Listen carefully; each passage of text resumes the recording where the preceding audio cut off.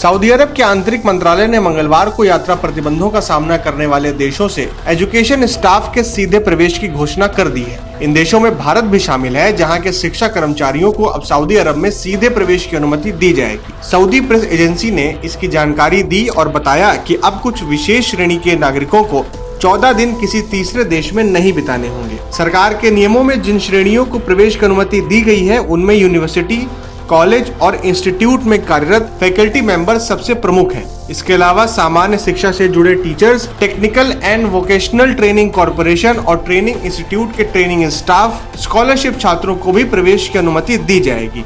इन लोगों को किसी देश से उड़ान भरने और सऊदी अरब में प्रवेश के बीच किसी तीसरे देश में 14 दिन बिताना अनिवार्य नहीं होगा। मंत्रालय के हवाले से रिपोर्ट में कहा गया है कि जिन लोगों ने सऊदी अरब में वैक्सीन की एक भी खुराक प्राप्त नहीं की है, उन्हें देश में प्रवेश के बाद इंस्टीट्यूशनल क्वारंटीन में रहना होगा। क्वारंटीन अवधि के दौरान उन्हें वैक्सीन लगवाना अनिवार्य होगा। जिस किसी ने भी वैक्सीन की एक डोज प्राप्त कर ली है, उसे इंस्टीट्यूशनल क्वारंटीन से छूट मिलेगी। मंत्रालय ने सभी से सुरक्षा मानकों और प्रोटोकॉल्स का पालन करने और स्वास्थ्य सुरक्षा के प्रति लापरवाही न बरतने के लिए कहा है। फिलहाल सऊदी अरब की ओर से ट्रैवल बैन का सामना करने वाले देशों में भारत, पाकिस्तान, इंडोनेशिया, मिस्र, तुर्की, ब्राजील, इथियोपिया, वियतनाम, अफगानिस्तान और लेबनान शामिल हैं। 24 अगस्त को सऊदी अरब ने ट्रैवल बैन लिस्ट में शामिल देशों से वैक्सीन की दोनों डोज लगवा चुके प्रवासियों के सीधे प्रवेश की घोषणा कर दी थी। यह नियम सिर्फ उन प्रवासियों के लिए है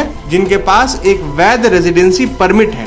साथ ही सऊदी अरब से कोविड-19 के टीके की दोनों खुराक लेने के बाद किंगडम को एग्जिट और री एंट्री वीजा के साथ छोड़ दिया था।